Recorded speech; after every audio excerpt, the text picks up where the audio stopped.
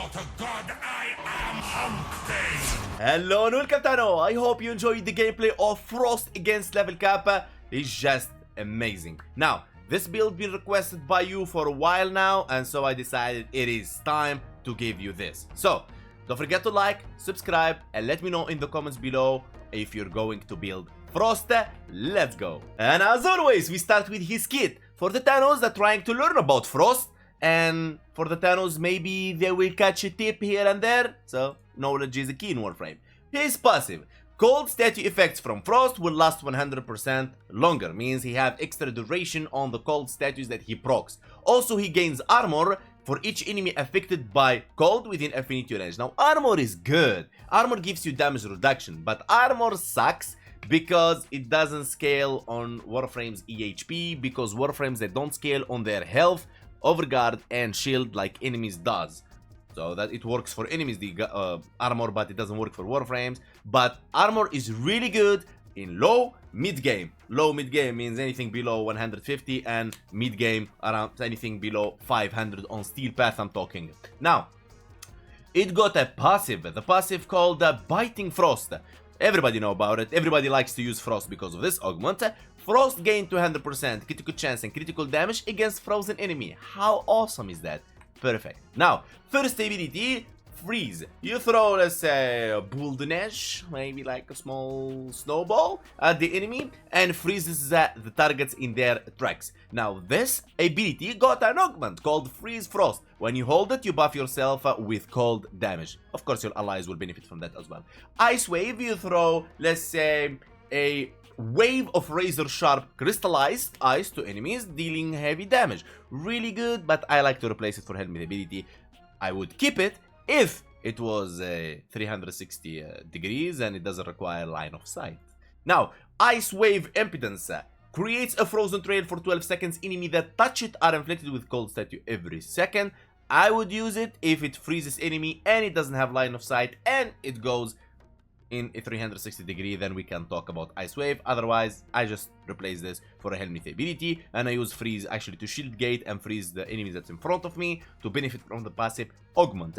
That's the technique. Snow Globe. This is the ability that you don't want to get rid of, because this is actually what will protect you from enemies. At level cap, it's weak, but you can use it to shield gate. We're gonna talk about it in a second. Hold your horses. Frost Deep freezes any vapor and moisturize in the air, creating a protective spear with brief vulnerability, that's very important, to boost its strength. Now, this Snow Globe got an augment called Shielding Globe. Enemies that enter have a 50% chance to become frozen solid for 10 seconds.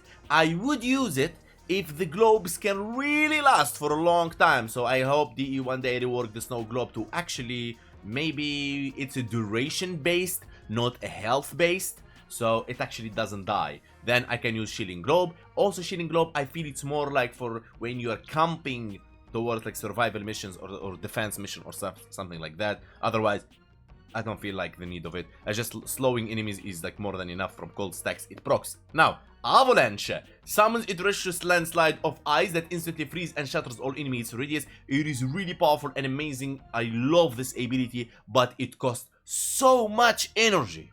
So much. DE, this is too much. I think 50 energy will be okay. 60, 25, 30, but 100. Now, I know why they did this, because it actually strips enemies' armor and also freezes them. If they make it so few energy, it will be spammable and it's like not fair for the enemies. You know what? If you want, take off the armor reduction, just like, you know, reduce it to 50. We're gonna figure our ways from armor reduction and just like let us freeze enemies and we'll be happy with that.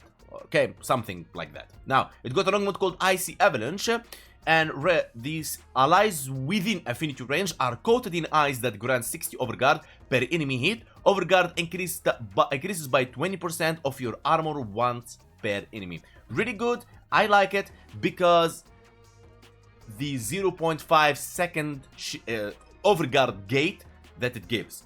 Because we all know overguard is good for low level enemies, it's good for the statues, it's good not to get knocked down, but at level cap you get shot. Boom, boom, boom. Doesn't matter how much overguard you have. Ask my Rhino. He had 27 million overguard, 2 shots, he's gone. Now, it is good for extra overguard gate and statue immunity and knockdown immunity if you plan not using premature footed or Uniro.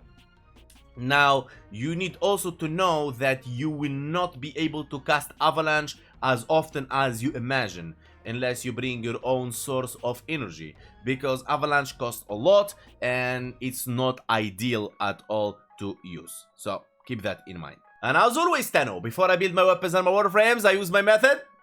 DVS, that's right. D how will be dealing damage. And let's clear this out of the way.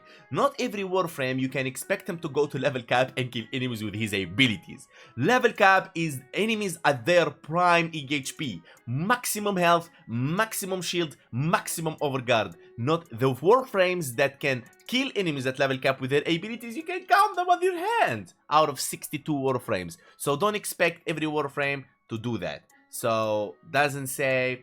You don't say like, oh Hank, oh my god, this is like the same like any other cascade. No.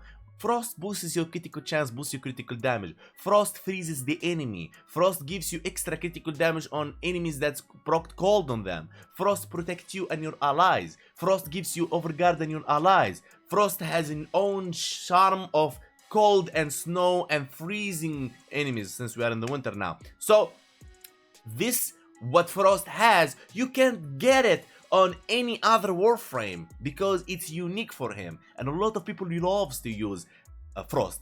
And he is, you need to understand, he is a weapon platform Warframe. Not every frame is a nuke Warframe, because I know in Warframe, if something nukes is good, it doesn't nuke, it's not good.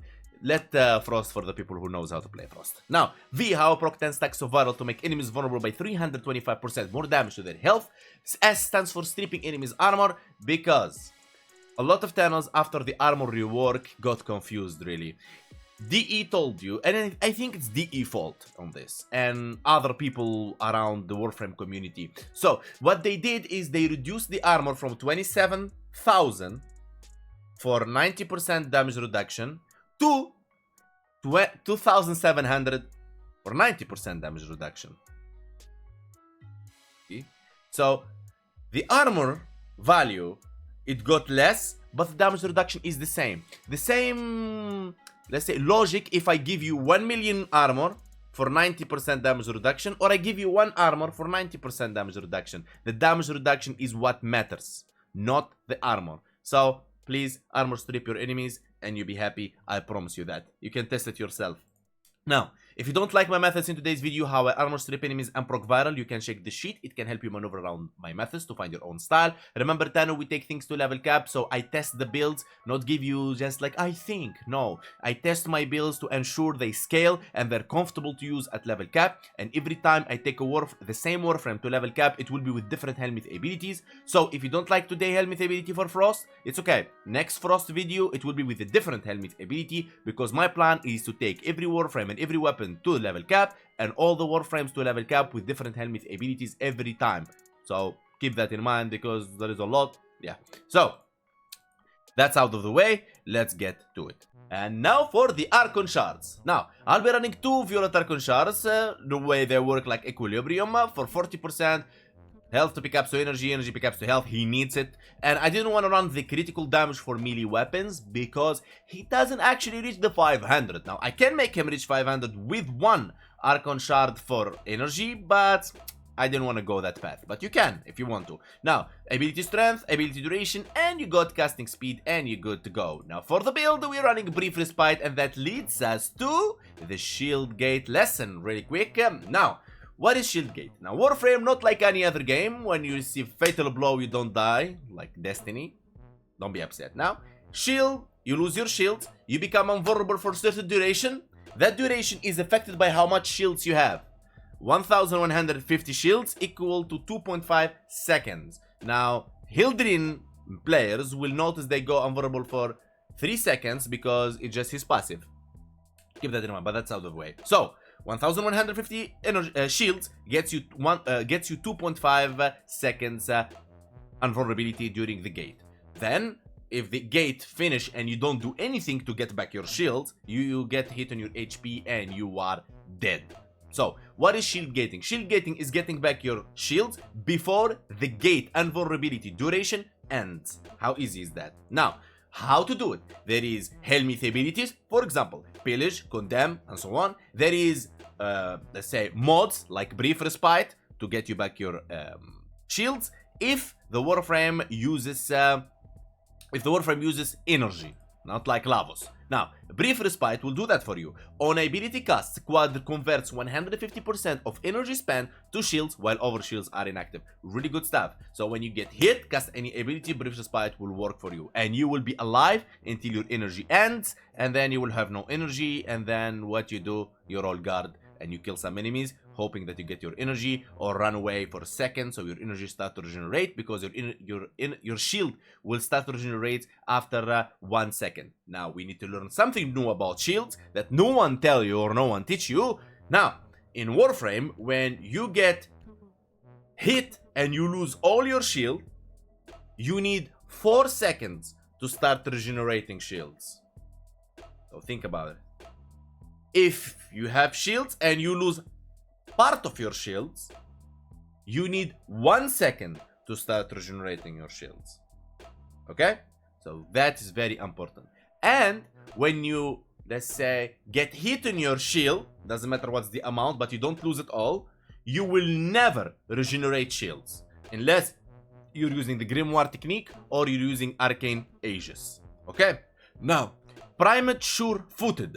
Now, Primate Sure-Footed is not necessary. So I will give you first the replacement and we're gonna talk about it. Primate Sure-Footed, you can replace it with Handspring, right here. Or you can replace it with the normal Sure-Footed. And you can take Sure-Footed only and only if you're going for end game content. If you're not going for end game content, take it off. You don't need it. The Overguard from Avalanche will save your ass. You don't need Primate Sure-Footed at all, because enemies are weak. Really, like, you don't really need it. Okay, your KPM, KPS will be high, doesn't matter what weapon you're gonna take. So, Primate Sure-Footed is made for the end game, because at level cap, they will one-shot your Overguard, they will one-shot your shield, you will be rolling guard all the time, you'll be running all the time, and the last thing you want is getting knocked down, and you will be like, hi! No, you don't want that. You don't want that. So, it's security to take. Now, if you don't, now, DE please, put Primate Sure-Footed on Baruki tier, please. It's time. It's really time. Alright, Icy Avalanche is the augment of the 4th ability to get you the Overguard. It's not necessary for low to mid game, but for the end game, I feel it's important. Now, it's nice to have it for low to mid game. You're gonna have that Overguard, set you immunity, you cannot get knocked down, so you can get rid of Primate Sure-Footed. You get the point here. But for the end game, I feel it's awesome to have for the statues, for a lot of things. But still, it costs a lot to cast this ability. Please reduce it. Now, Biting Frost. I mean, come on. Frost gain 200% critical chance and 200% critical damage against frozen enemies. This augment itself, I think it's a core. I would remove all this stuff and keep this augment. I don't care. Now, Transit Fortitude for ability strength and ability duration. Archon Flow. Energy max. Enemies killed by cold abilities have 10% chance to drop an energy. Or, like, everybody is with cold, right? Rolling Guard.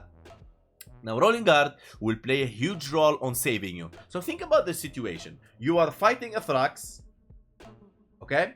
And there is a Nullifier came, put you in the bubble, and there is a Shock Eximus beside you at level cap. There is no way you're out of that situation. Rolling Guard will save your ass. Okay, Overextend, ability range and ability strength, negative ability strength, because you really want the ability range, and I didn't want to put two stretch and range, and because I don't have the spot for it. You know, I wanted to get my shield to 1150, I couldn't, because where? Honestly, where? Primate Continuity for duration, Umbral Intensify for strength, and Arcane Energize for energy. Arcane Aegis is optional only for the end game, because Arcane Aegis, my dear friends, is legendary Arcane. In the meaning of, when you receive damage and Arcane Aegis triggers, you are unkillable, because it doesn't follow the rule of not regenerating shields while you are taking damage. It will regenerate your shields while you are taking damage, so it will be automatically gating for you for 12 seconds. But if you receive a magnetic statue, do something. Cast the 4th ability for Overguard or cast Rolling Guard. I don't care. Roll guard, I don't care. Don't think Arcane Aegis will help you so much when you got Magnetic. Magnetic is your enemy. Remember, Magnetic is your enemy. Repeat after me. Magnetic is your enemy. Be careful. Now, if you don't like that, you can use the Arcane Impetus. Unique status from abilities grant 6% ability strength and 3% ability efficiency for 20 seconds. Will help you with your avalanche. Okay? So use that for low game. Now, a quick tip to DE. I think it is time also to separate the augments of Warframes from the builds. In the meaning of, you see this section maybe here, right here, maybe right here. You give us like 2 spots, make this smaller a bit. We don't need all this space right here. Make it like, squeeze it a bit, like to half maybe, okay? And give us here 2 spots, okay, to put 3 augments. And then, if we want 3rd augment, we can like squeeze it in the build. Because honestly, I'm tired of squeezing augments here, and I want to use the augments of the Warframe. Maybe I want to use all the augments on the Warframe. Just like give us a space for the augments separated, like you do with the arcanes. That would be really, really, really much appreciated. Thank you. Now, Warframe, weapons, and all that, you guys already know how to do that. You know, take viral, and you'll be good to go. Now, the helmet ability that we're gonna be using is Smite, baby. Smite, my friend, is meta right now. Oberon got a rework, and this Smite is just god level.